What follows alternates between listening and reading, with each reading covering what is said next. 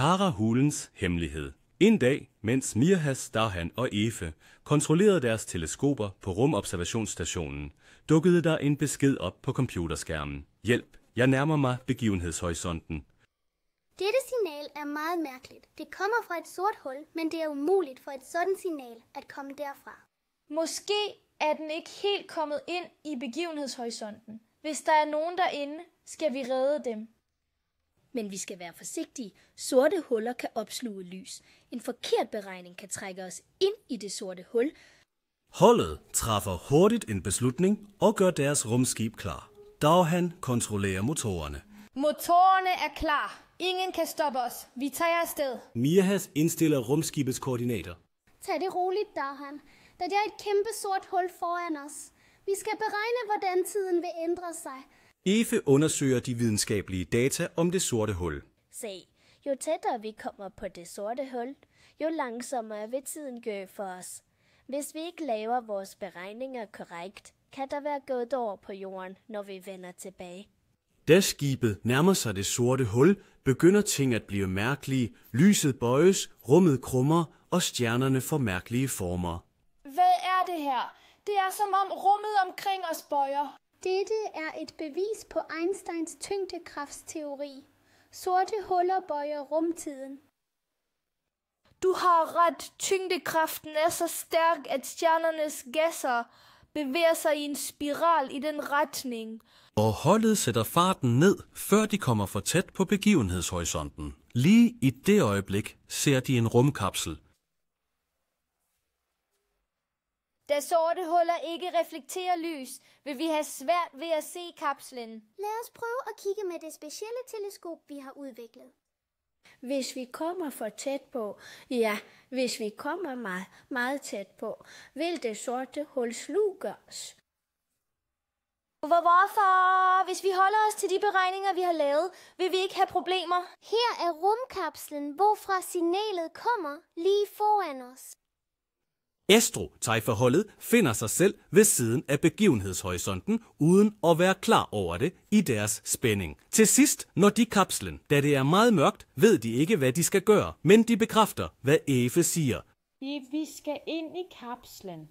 Kapslens dør åbnes. Astrobesætningen undersøger kapslen med både spændte og bekymrede øjne. Her kommer signalet fra. Kan der være nogen inde? Lad os scanne med det samme. Ja, der er en astronaut inde.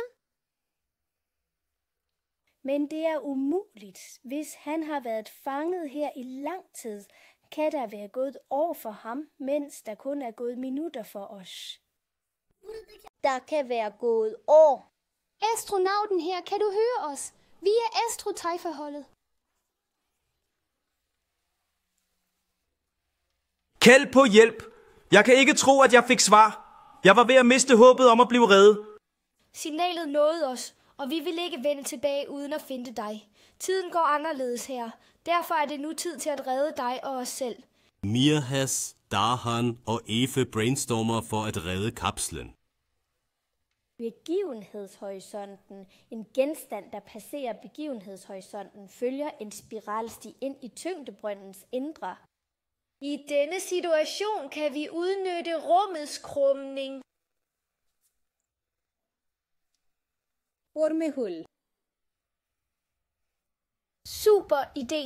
I dette tilfælde kan vi komme ud af et hvidt hul et helt andet sted i universet. Venner, skynd jer. Der er et ormehul her. Hvis vi kan styre kapslen ind i det, kan vi få den ud af begivenhedshorisonten. Holdet fjernstyrer kapslen. Men vi skal timingen rigtigt. Ellers kan vi også falde ind i det sorte hul. I de sidste sekunder går kapslen ind i ormehullet og når et sikkert område. Vi klarede det. Astronauten er i sikkerhed. Og vi er også i live. Lad os nu vende tilbage til jorden. Denne opdagelse vil hjælpe os med at løse hemmelighederne om sorte hullers stjerner. Skibet kommer ud af en kaotisk energihvirvel. Bagved er et flimrende ormehul ved at lukke. Inde i skibet er Astro-Taifa-holdet og astronauten både følelsesladede og meget forbløffede. Vi er ude. Vi er virkelig ude. Koordinaterne peger mod jorden, men datoen passer ikke. Lad os stoppe med at tænke og først tage hjem. Center Astro 7 anmoder om nødlandingstilladelse. Hvilket år er vi i? Jorden ses som en silhuet. Atmosfæren gløder. I kontrolcentret er folk i chok. Kontrolmedarbejderen siger, det er umuligt. Dette rumskib forsvandt for 38 år siden. Skibet lander, medierne, videnskabsfolk og familier er samlet, tiden er stoppet for astrobesætningen, men for verden er der gået en livstid. De kom ikke bare tilbage, de bragte også menneskehedens fremtid med sig. Min søn, er det virkelig dig? Mon der stadig er nogen, der husker os. Astrotejferholdet og astronauten træder ud af rumskibet. De mennesker, de får øjenkontakt med, både græder og klapper. Uden at spilde tid i laboratorierne på jorden. Dataene fra skibet skal undersøges. Med disse data kan rejser hurtigere end lysets hastighed være mulige. Vi passerede gennem ormehullet astrobesætning. Nu er det tid til at tegne en ny vej.